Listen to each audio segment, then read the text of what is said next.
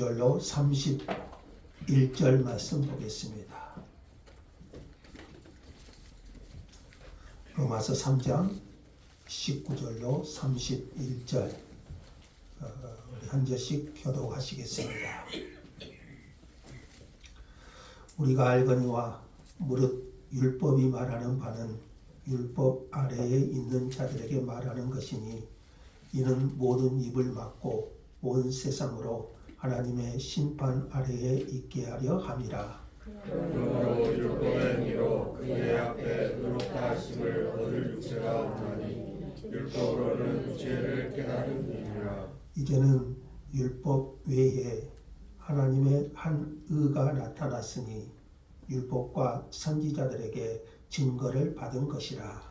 곧 예수 그리스도를 믿음으로 말미암아 모든 믿는 자에게 미치는 하나님의 은이 차별이 없느니라. 모든 사람이 죄를 범하였음에 하나님의 영광에 이르지 못하더니 그리스도 예수 안에 있는 성령으로 말미암아 하나님의 은혜로 값없이 의롭다 하심을 얻으리라 되었느니라. 이 예수를 하나님이 그의 피로써 믿음으로 말미암는 화목제물로 세우셨으니 이는 하나님께서 길이 참으시는 중에 전에 지은 죄를 간과하심으로 자기의 의로우심을 나타내려 하심이니 곧 이때 자기의 의로우심을 나타내사 자기도 의로우시며 또한 예수 믿는 자를 의롭다 하려 하시니라. 그런즉 자랑할 때가 어디냐 있을 수가 없느니라. 무슨 법으로냐 행위로냐 아니라 오직 믿음의 법으로니라. 그러므로 사람이 의롭다 하심을 얻은 것을 율법의 행위에 있지 않고 믿음으로 되는 줄 우리가 인정하노라. 하나님은 다만 유대인의 하나님이시냐 또한 이방인의 하나님은 아니시냐 진실로 이방인의 하나님도 되시느니라. 할례자도 믿음으로 말미암아 또한 구할 때도 믿음으로 말미암아 의롭다 하시는 하나님은 한 다 분이시라. 같이 그런즉 우리가 믿음으로 말미암아 율법을 파기하느냐 그럴 수 없느니라. 도리어 율법을 굳게 세우느니라. 아멘. 다 같이 찬송가 279장 찬송가 드리겠습니다. 279장입니다.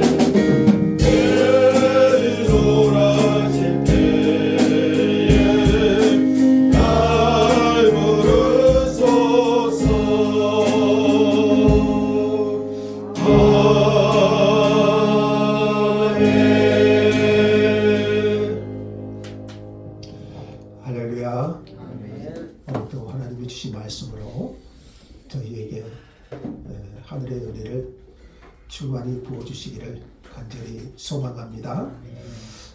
3장 24절 오늘 주신 요절 말씀 같이 한번 합독하겠습니다. 3장 24절 암송하는 마음으로 굉장히 중요한 말씀이죠. 다 같이요.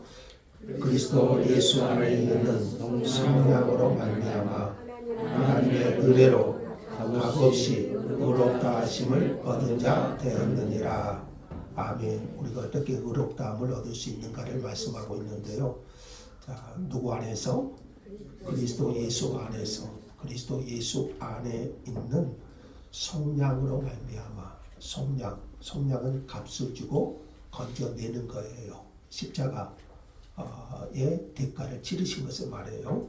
그리스도 예수 안에 있는 성량으로 말미암아. 그러니까 십자가로 말미암아. 그래서 우리는 하나님의 은혜로 값없이 의롭다 하심을 얻은 자 되었느니라. 할렐루야. 다시 한번. 그리스도 예수 안에 있는 성량으로 말미암아 하나님의 은혜로 값없이 의롭다 하심을 얻은 자 되었느니라. 아멘. 자, 우리는 지금까지 복음을 다시 듣고 있습니다. 우리 지금까지 하나님이 없는 이방인의 죄, 그들은 하나님을 알만한 것을 보였음에도 불구하고 고의적으로 하나님을 거부하고 하나님을 배반하고 우상 숭배에 빠지고 자신들의 정욕과 탐욕에 빠진 것을 보았습니다. 그리고 지난주에는 하나님의 선택을 받았지만 말씀대로 살지 못하는 유대인들의 죄, 결국 이방인이나 유대인이나 모두 죄 아래에 있다고 선언합니다. 이방인도 유대인도 모두 다 하나님 아래에서 죄 가운데 하나님의 심판 아래 있다는 것을 바울이 지금까지 설명을 했습니다. 19절 하반절 볼까요? 19절 하반절에 이렇게 말하고 있죠.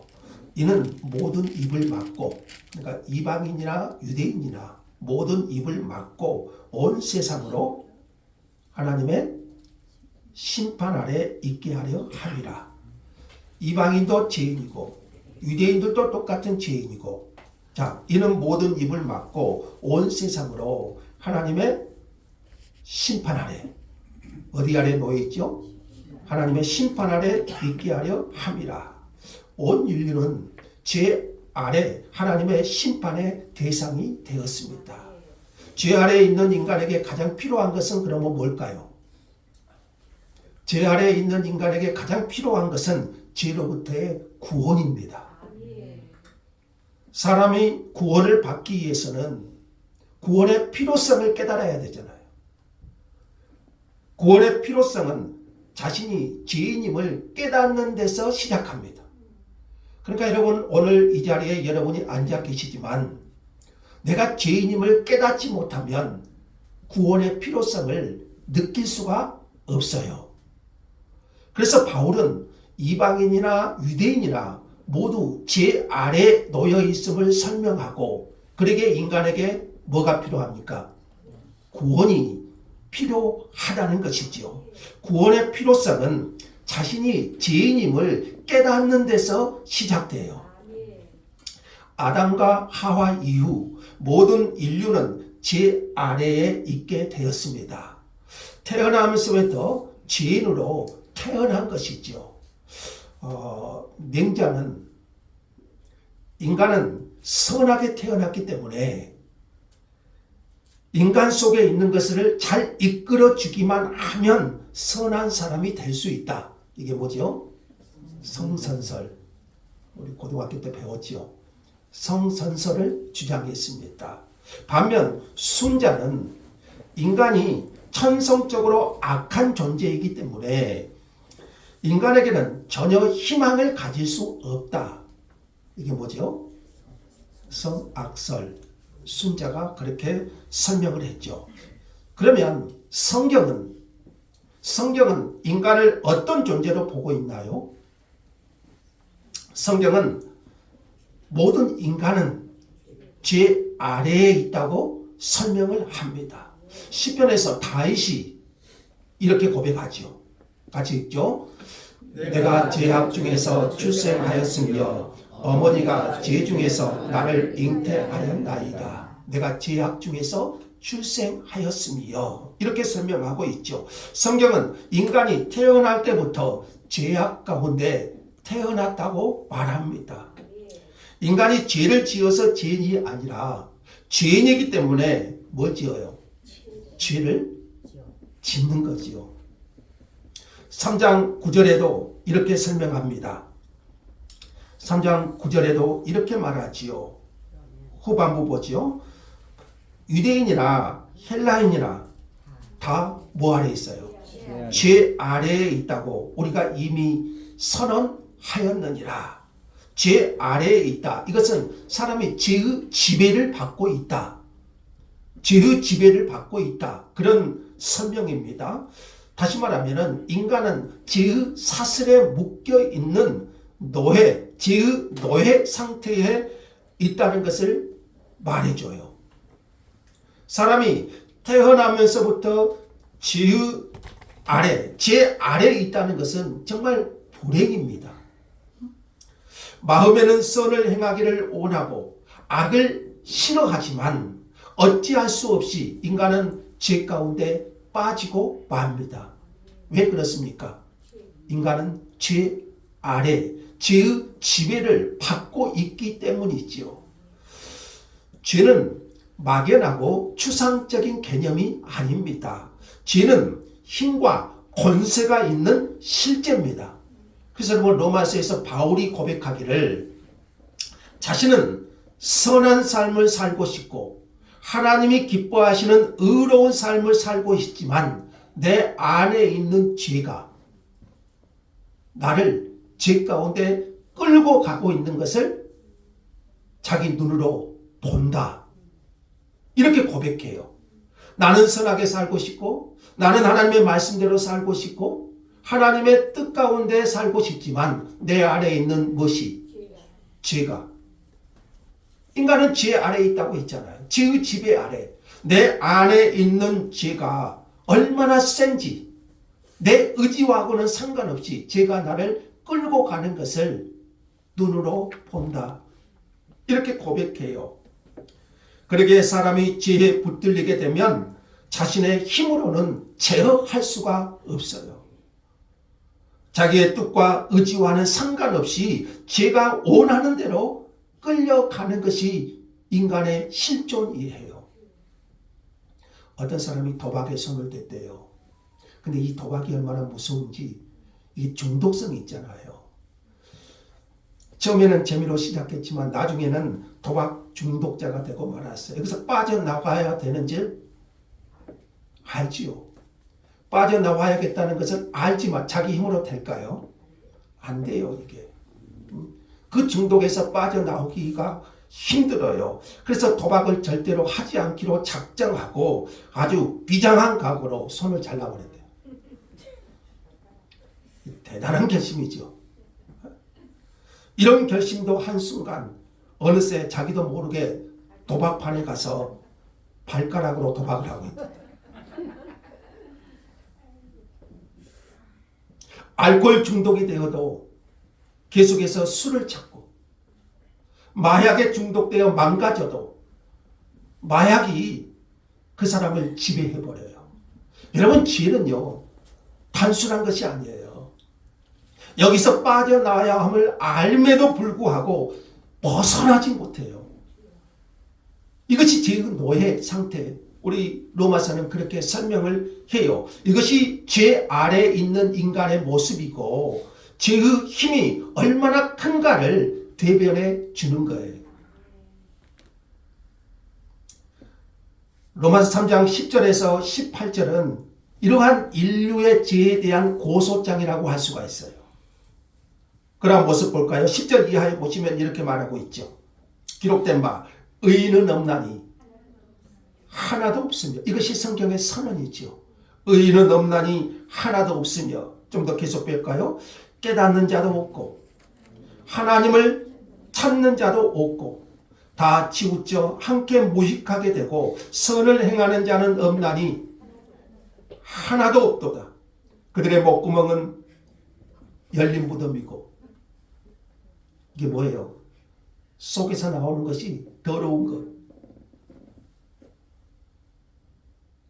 그 혀로는 속임을 일삼으며 그 입술에는 독사의 독이 있고 그 입에는 저주와 악독이 가득하고 그 발은 피 흘리는데 빠른지라. 파멸과 고생이 그 길에 있어 평강의 길을 알지 못하였고 그들의 눈앞에 하나님을 두려워함이 없느니라.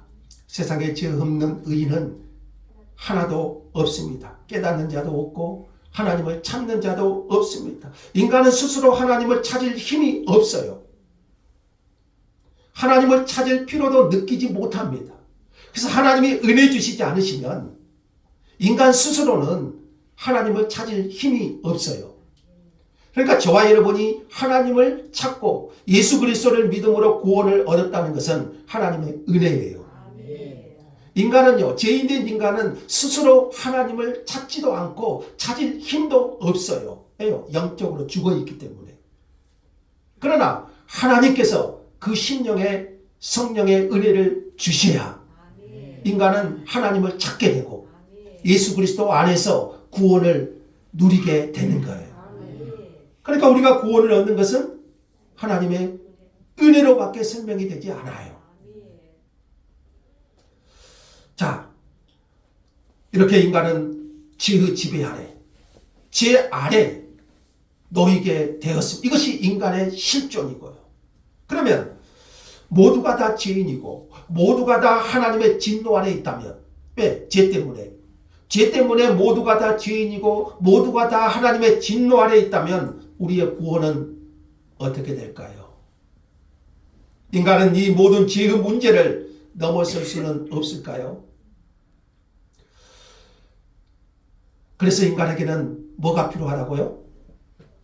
구원이 필요한 거예요. 사람들은 보통 구원을 말할 때 세상의 모든 종교는 구원을 이야기하지요. 구원을 말할 때 크게 오해하는 것 중에 하나가 자신들의 행위로 인하여 구원이 가능할 것처럼 생각해요. 그러니까 어떤 도덕적 행위를 통한 구원. 사람이 착한 일을 하고 선한 일을 많이 하면 구원을 얻을 수 있을 것이다. 세상의 많은 종교는 그것을 말해요. 그러면 천당, 구원에 이르게 될 것이다. 그러나 성경은 그렇게 말하지 않습니다. 성경은 사람의 행위로, 그러니까 율법의 행위로는 구원에 이르지 못한다. 자, 20절 말씀 같이 한번 읽어보죠. 3장 20절 다 같이요. 그러므로 율법의 행위로 그의 앞에 의롭다 하심을 얻을 육체가 없다. 자, 율법의 행위로, 그러니까 사람은 어떤 행위로 그의 앞에, 하나님 앞에 의롭다 하심을 얻을 육체가 없다. 행위로는 안 된다는 거죠. 그리고 28절 말씀도 또 보시면은요. 3장 28절에도요. 그러므로 사람이 의롭다 하심을 얻는 것은 율법의 행위에 있지 않고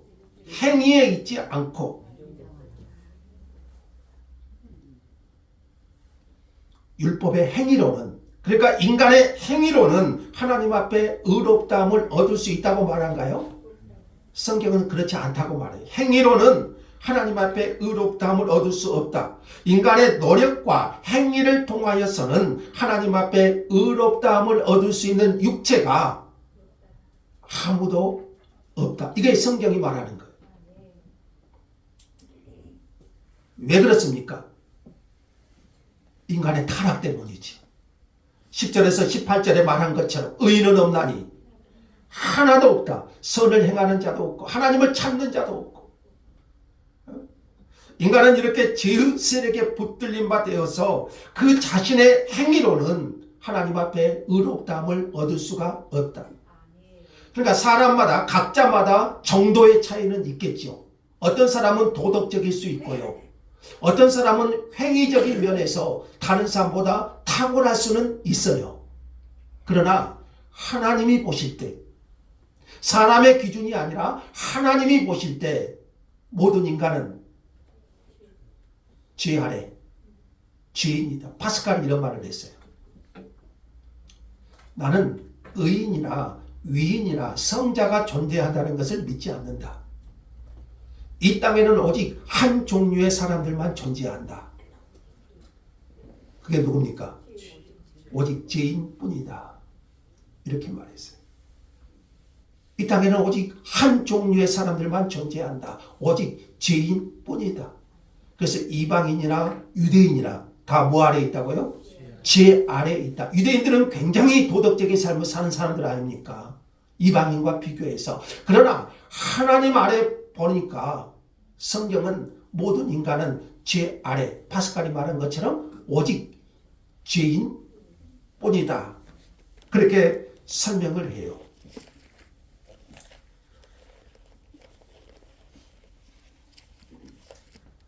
자, 그래서 인간은 이런 율법의 행위로는 하나님 앞에 의롭다함을, 그러니까 죄 문제를 해결할 수 없다는 거지요. 또 하나, 유대인들은요, 굉장한 종교적 활동, 대단한 종교적 활동을 통해서 뭐 하나님이 원하신 어떤 수준에 이르고자 했어요. 그래서 그들은, 이 유대인들, 그들이 내세운 것은 종교적 활동, 대표적으로 그들에게 할례가 있었고요. 여러분 할례 아시죠? 할례. 난지 8일 만에 할례 행하고, 그리고 또 율법을 가졌다는 거예요. 율법대로 살려고 하고. 그러나 성경은 그러한 종교적 선행으로도 구원에 이를 수 없다. 사람은요, 아무리 어떤 종교적 행위, 종교적 선행, 여러분 기독교를 제외한 모든 다른 타 종교는요, 행위를 요구해요. 행함으로 어떤 인간의 경지, 도덕적 경지. 한국 불교계 거장이었던 성철 스님이, 여러분 들어보셨을 거예요. 성철 스님 굉장히 유명한 분이시죠. 이분이 몇 년 전에 타계하셨죠. 그분은 결혼 직후 처자식을 버리고 출가합니다. 일생을 수도의 삶을 살다가 마친 분이세요. 아주 훌륭한 좀 그런 분으로 불교계에서 추앙을 받고 계시죠. 부모가 찾아와도 수도에 방해가 된다고 만나주지를 않고요. 그분은 10년 동안 자신이 기거하는 수도처에 그 철조망 같은 것을 쳐놓고요, 사람들의 출입을 통제하고 들어오지 못하게 하고요, 또 16년 동안 쌀가루와 솔잎가루만 먹고 사셨다고 그러고요, 8년 동안 눕지 않고 그냥 앉아서 수도하시면서 잠을 주무셨다고 그렇게 말합니다. 저는 과연 그것이 가능할지는 모르겠지만, 8년 동안 눕지 않고 어떻게 살 수 있을까요? 16년 동안 쌀가루와 솔가루만 먹고 살 수 있을까요? 이게 가능한지는 모르겠지만 진짜 그랬다고 그럽니다. 어쨌든 대단한 수양의 삶을 살았던 분이심은 틀림없어요. 그런데 그분이 돌아가시기 전 남긴 열반송이 유명하지요. 돌아가시기 직전에 남긴 열반송에 이런 고백이 있습니다. 그중 한 부분을 쉽게 풀어서 설명을 하면, 나는 한평생 무수한 사람을 속였으니, 그렇게 수도를 열심히 하셨던 분, 열반의 경지에 이루고자 하셨던 분, 그분이 죽으시면서 열반송을 남기는데, 나는 한평생 무수한 사람을 속였으니 내 죄업이 하늘에 가득 차 수미산보다 더하도다. 나는 산채로 지옥에 떨어져 그 한이 망갈래니 푸른 산에 걸렸도다. 영은 굉장히 깨끗했어요. 수도 생활을 하셨으니까. 그러면서 죽으면서 하는 말이, 나는 산채로 지옥에 떨어진다. 그런 고백을 하고. 그러니까 이건 뭘 말해주고 있을까요? 이게 인간의 수행으로는 구원의 경지에 이를 수 없다. 이걸 보여주죠. 사람은 스스로의 노력으로 구원에 이르고자 했습니다. 인간의 행위. 그래서 종교를 만듭니다. 그러나 20절의 말씀처럼 율법의 행위로는, 인간의 행위로는 또는 도덕적 수행으로는 의롭다함을 얻을 육체가 아무도 없다. 이게 결론이에요. 행위는 구원을 위해 인간이 힘쓰는 모든 노력. 그래서 세상에는요, 종교라는 이름으로 수많은 사람들이 인간의 행위에 의한 구원을 강조하고 있어요. 그래서 어떤 도덕적 삶, 도덕적 행위, 어떤 도덕적 수행, 그리고 어느 것을 행하면 내가 높은 구원에 다다를 수 있다. 그렇게 가르쳐 와요. 그러나 그렇지 않습니다. 인간의 행위로는 불가능합니다. 인간의 노력으로는 구원을 얻을 수 없어요. 각자의 도덕적 차이는 있을 수 있겠지만 그것이 하나님 앞에 의가 될 수는 없어요. 여러분, 하나님 앞에서는요, 1% 죄인이나 99% 죄인이나 똑같은 뭐예요? 죄인이에요. 하나님 앞에서 하나님의 의에는 도달할 수가 없어요.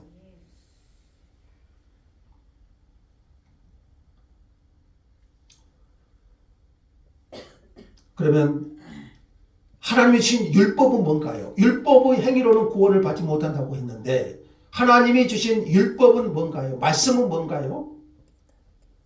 율법의 기능. 자, 율법은 20절 하반절 볼까요? 마지막 부분 보시면 율법으로는 뭘 깨닫게 해요? 죄를 깨닫게 해요. 그러니까 율법은 죄를 해결하는 것이 아니고 죄를 깨닫게 하는 기능이에요. 하나님의 말씀은 죄를 깨닫게, 그러니까 율법은 죄를 죄로 드러나게 합니다. 율법 앞에 서면 죄가 선명하게 드러나요. 그래서 율법 앞에 서면 사람이 숨이 막혀요. 살 길이 보이지 않아요. 죄라고 생각지도 않았던 것들이 죄임이 드러나요. 그러니까 사람이 정말 내가 죄인임을 보기 위해서는 어디 앞에 서야 될까요? 율법 앞에 서면 내가 죄인임을 알게 돼요. 아무리 선한 삶을 살았더라도, 도덕적인 삶을 살았더라도 그 하나님의 말씀 율법 앞에 서니 내 죄가 거울처럼 보여져요. 그래서 율법은 무익하지 않아요. 나로 뭘 깨닫게 하죠? 죄를 깨닫게, 내 실체를 정확하게 보여줘요. 내가 누구라는 것을, 죄인이라는 것을. 그러면 그것으로 끝나면 안 되죠. 내가 죄인이기 때문에 뭐가 필요한가요? 구원이 필요한 거예요. 그 율법의 기준에 맞춰 내가 죄인임이 드러나면 나를 누구에게로 인도합니까? 그리스도께로 인도해 주는. 그래서 구성경에는 몽학선생, 초등교사 이렇게 설명하고 있죠. 그래서 나는 구원이 필요한 존재고 나의 노력으로는 구원을 얻을 수 없다. 나의 한계를 보여줘요. 뭐가? 율법이. 그래서 율법은 우리도 더욱 구원을 소망하게 만들어요.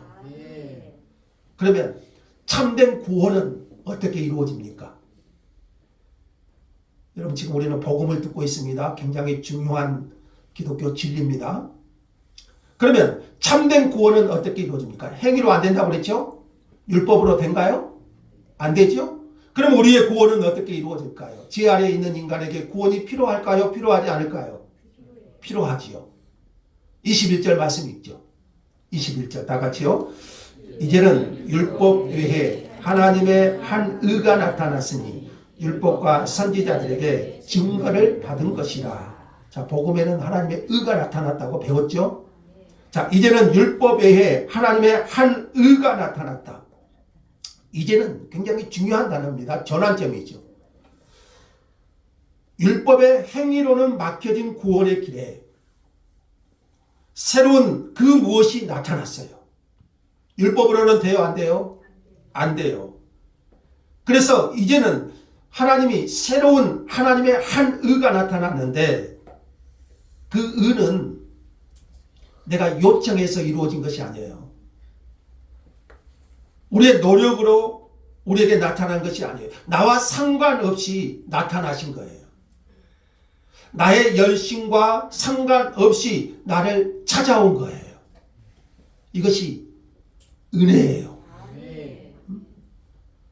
내가 어떤 노력을 했기 때문에 하나님이 의가 나를 찾아온 것이 아니고 하나님이 예비하신 한 의. 그래서 그것이 은혜예요. 내가 돈을 많이 벌어서 하나님의 의를 얻을 자격을 갖춘 것이 아니고요. 내가 어떤 선행을 많이 해서 하나님이 한 의를 보내주신 것이 아니고요. 나하고는 상관없이 하나님의 한 의가 나타났어요. 여러분, 이것이 복음의 간격이고 은혜의 간격이라는 사실을 아시겠습니까? 그냥 우리에게 나타난 이 은혜, 그래서 구원의 길을 열어주신 이 은혜, 하나님은 도무지 우리의 구원이 은혜가 아니면 불가능함을 아셨어요. 그래서 은혜로, 쉽게 말하면 공짜로 우리에게 허락하셨던 겁니다. 그러나 이제는 율법 외에 하나님의 한 의가 나타났습니다. 율법을 준수하는 것이나 할례를 받는 것으로 사람이 의롭게 될 수 있다면, 다시 말하면 사람이 행위로 의롭게 될 수 있다면 구원 얻을 다른 길이 필요했을까요? 필요하지 않아요. 그러나 율법으로는 사람의 행위로는 구원을 얻을 수 없기에 하나님은 새로운 길을 마련하셨어요. 새로운 길, 그것이 뭐예요? 하나님의 한 의. 그분이 누구십니까? 예수 그리스도. 하나님의 한 의. 율법과 선지자들에게 증거를 받은 예수 그리스도이시죠. 그래서 인간은 하나님의 의로 예비하신 예수 그리스도를 믿음으로만이 의롭다함을 얻게 하신 거예요. 너도 죄인이고 나도 죄인이고 행위로도 안 되고 종교적 열심으로도 안 되고, 그래서 하나님은요 그 구원의 방법을 제시하는데 은혜밖에 없어요. 하나님의 한 의를 보내심으로 그 의이신 예수 그리스도를 믿음으로 의롭다함을 얻게 하시는 거예요. 그러니까 죄인인 인간이 의롭다함을 얻을 수 있는 길은 하나예요. 그 뭐예요? 예수 그리스도를 믿는 거예요. 믿는 거예요. 행위로는 불가능하기 때문에 사람이 믿음을 가질 때 하나님께서 그 믿음으로 의롭다함을 얻게 하시는 겁니다. 근데 그것은 어느 날 갑자기 만든 것이 아니고요. 율법으로는 안 되니까 어느 날 갑자기 하나님이 만들어 주신 것이 아니고요. 이미 창세 전에 계획된 것. 그러니까 율법과 선지자들의 증거, 구약에 예언되었던 것.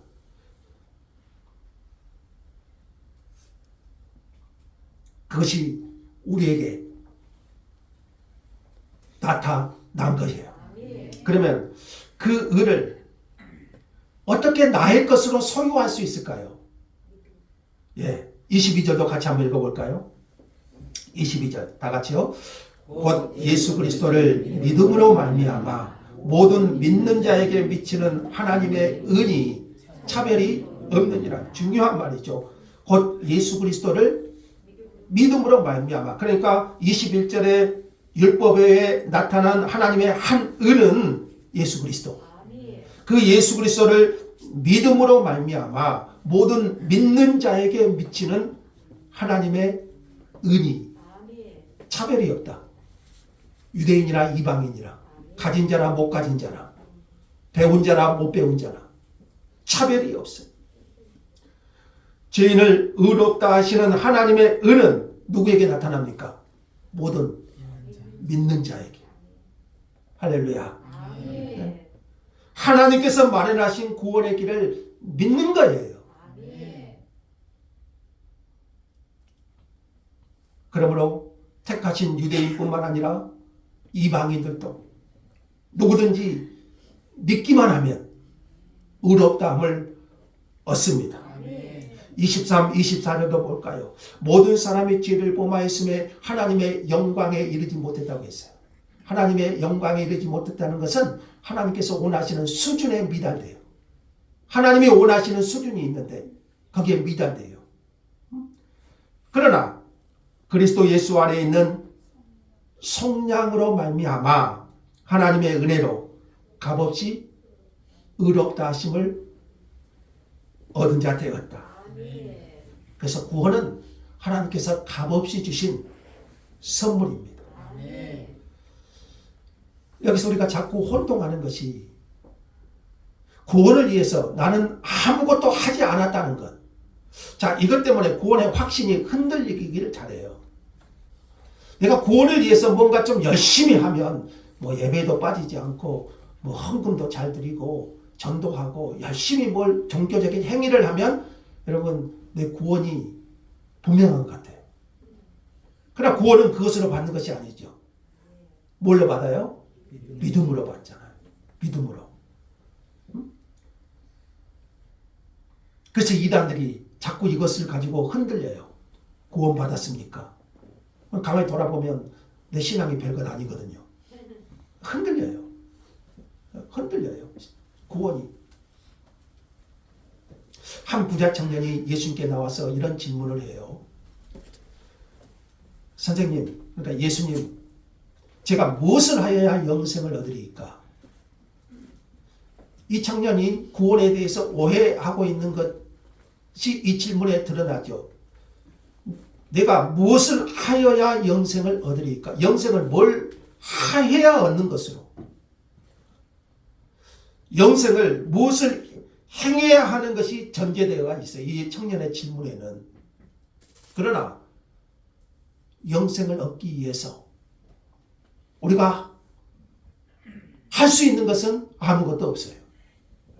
오직 우리의 구원을 위해서 하나님의 의신 예수 그리스도를 믿음으로 받아들이는 거예요.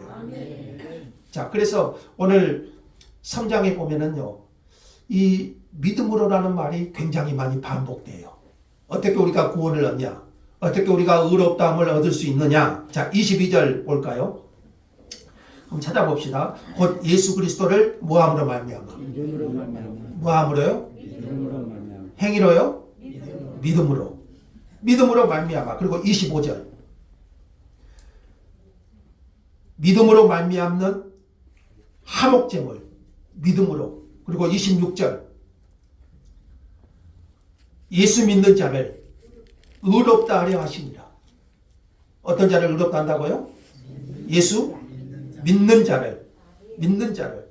그리고 28절에 믿음으로. 믿음으로 되는 줄 우리가 인정하노라. 그리고 30절도요. 믿음으로 말미암아. 계속적으로 뭘 강조하죠? 믿음으로, 믿음으로, 믿음으로. 오직 하나님의 의신 예수 그리스도를 믿음으로 의롭다함을 얻는 거예요. 자, 그러면 우리가 예수를 믿어야만 의롭다함을 얻을 수 있을까요? 뭐 그냥 믿으면 좋죠. 그럼 왜 예수를 믿어야 내가 의롭다함을 얻을 수 있을까요? 이게 중요하죠. 그래서 24, 25절이 그걸 설명합니다. 왜 내가 예수를 믿어야만 의롭다함을 얻을 수 있는가? 죄인인 내가. 자, 이것을 설명하기 위해서 두 가지 중요한 단어가 나오는데 24절에서는 속량이라는 말이 나오고 속량이라는 말이 나오고 25절에서는 뭐가 나오죠? 화목제물이라는 말이 나옵니다. 왜 내가 예수를 믿어야 의롭다함을 얻을 수 있는가? 자, 이 두 단어가 다 설명이 돼요. 속량. 속량이라는 단어는 노예 제도에서 나온 말이에요. 노예는 스스로의 힘으로는 그 노예 상태에서 빠져나올 수가 없어요. 누군가 값을 지불하고 그 노예에서 건져 주어야 돼요. 이게 뭐예요? 속량이에요. 값을 지불하고 건져내는 거예요. 그래서 이 속량이란 말은 인간이 죄의 노예 상태에 있다는 것을 설명을 해요. 그 죄의 노예 상태에 있는 인간은 스스로는 거기서 빠져나올 수가 없어요. 누군가 그 죄의 값을 지불하고 건져 주어야 돼요. 그게 뭐라고요? 속량이에요. 속량. 속량.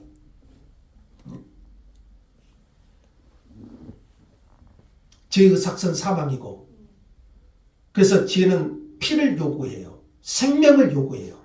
죄. 하나님은 이를 위해 예수 그리스도를 십자가에 피 흘려 죽게 하셨습니다. 그 피가 나를 죄의 노예에서 해방시켜 주시는 거죠. 이것이 바로 속량이에요.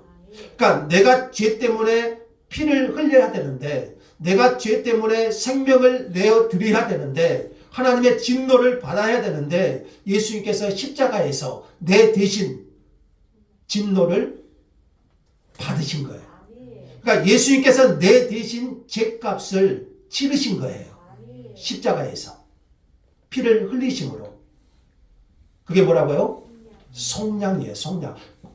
그러니까 나는 은혜로 값없이 구원을 받았지만 예수님께서는 값비싼 대가를 치르신 것이죠.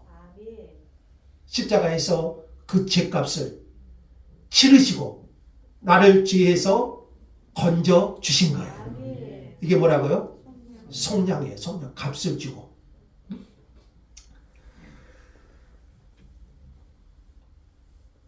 자, 그래서 예수님은 죄 아래에 있는 인간을 속량하시기 위해서 친히 25절에 화목제물이 되셨습니다.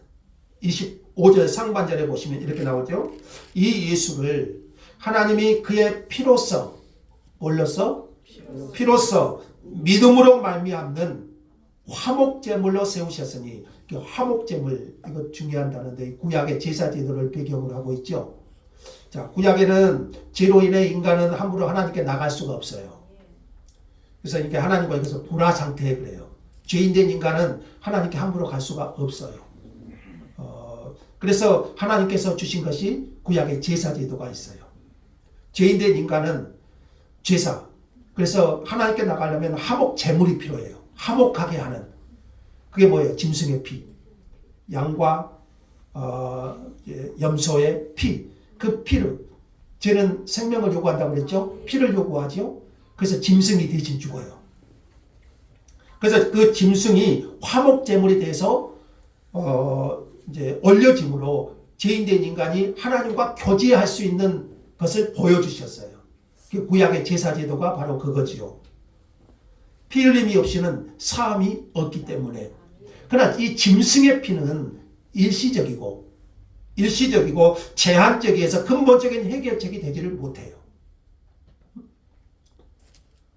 그래서 이 짐승의 피는, 구약의 제사제도 이 짐승의 피는 장차 올 온전한 것의 모형이고 그림자라고 말해요. 이걸 뭘 보여주는 거예요? 예수 그리스도의 십자가, 피. 그래서 구약의 짐승의 피는 장차 올 예수 그리스도의 피의 모형, 그걸 보여주는 거예요. 마침내 예수님께서 이 땅에 오셔서 친히 십자가에서 피를 흘리심으로 화목제물이 되셨어요. 죄인된 인간이 하나님과 화목할 수 있는 그 제물. 그래서 우리는 짐승의 피로 지금도 하나님께 나가나요? 그렇지 않죠. 누구의 피로? 예수 그리스도의 피로 죄인된 인간을 화목하게 하신 화목제물이 되셨어요. 그래서 예수님께서 말씀하신 거예요. 내가 곧 길이요 진리요 생명이니 나로 말미암지 않고는 아버지께로 올 자가 없다. 그래서 예수님께서 하나님께로 가신 길이 된 거예요. 천하 사람 중에 구원을 받을 만한 다른 이름을 우리에게 주신 일이 없어요.